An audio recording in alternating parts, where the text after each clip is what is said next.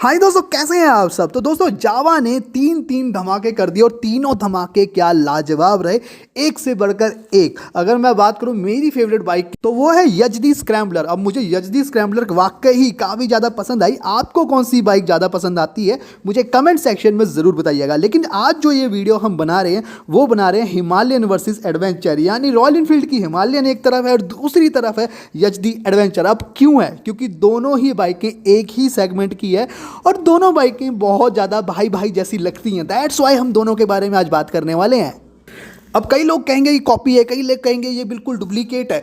अब देखिए, कॉपी है डुप्लीकेट है मुझे नहीं पता, क्योंकि हाँ देखने में तो एक जैसी काफ़ी हद तक लगती है। लेकिन देखिए, ये सारे लीगल काम ना कंपनी पे छोड़ देते हैं। आप लोग बस और बस बाइक का मजा लो, चलाने से मतलब रखो। अगर चलाने में अच्छी है तो और किसी बात से क्या फ़र्क पैदा है। दोनों को आपस में कंपेयर करते हैं। अगर मैं बात करूं हिमालयन के प्राइस के बारे में तो यार ये 2,15,000 से शुरू होती है और 2,23,000 पे ख़त्म होती है। जब यजदी आने वाली थी तो मुझे सबसे ज़्यादा डर ये था कहीं ये 2.5 लाख के ओवर प्राइस पे ना आए, और अगर ऐसा होगा तो डेफिनेटली मैंने क्लियर कर दिया था कि ये बाइक डेफिनेटली नहीं चलने वाली। लेकिन हैरान करने वाली बात यह है कि इन्होंने इसका प्राइस रॉयल इनफील्ड की हिमालयन से कम रखा है। अब हो सकता है क्या पता कॉम्पिटिशन के चक्कर में हिमालयन भी अपना कोई कम प्राइस वाली हिमालयन लेके आ जाए, लेकिन कुछ कह नहीं सकते। तो यहाँ पे जो प्राइस है आपका यजदी एडवेंचर का वो 2,09,000 से शुरू हो जाएगी और 2,19,000 पे ये ख़त्म हो जाएगी। तो यहाँ पे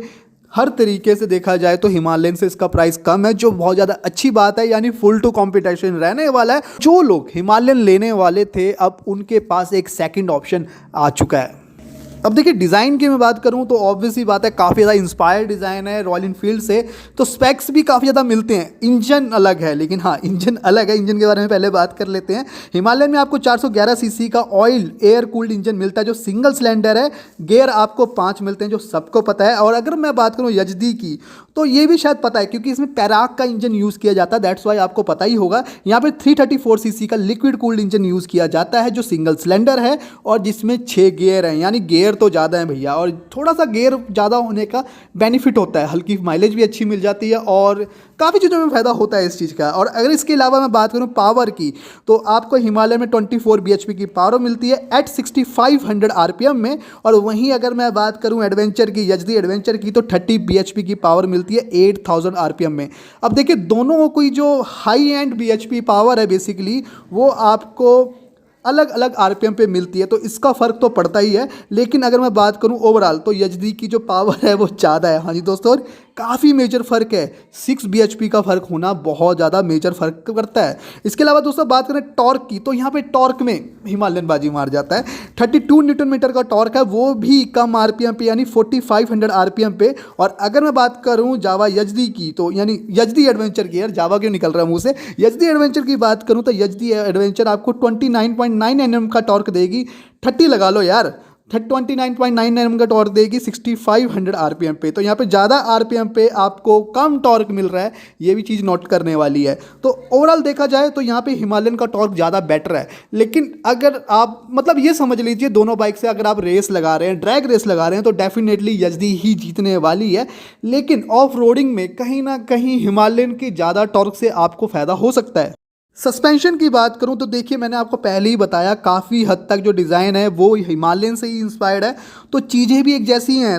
यहाँ पे जो फ्रंट सस्पेंशन है बेसिकली दोनों ही सस्पेंशन टेलीस्कोपिक है और 200 mm का दोनों का ट्रैवल रहने वाला है। यानी यजदी एडवेंचर और हिमालयन का दोनों का ट्रैवल 200 mm का है। और रेयर मोनोशॉक है दोनों में। अगेन मैंने आपको कहा काफ़ी ज़्यादा इंस्पायर्ड डिज़ाइन है और जो इनका ट्रैवल है वो भी 180 mm रहने वाला है।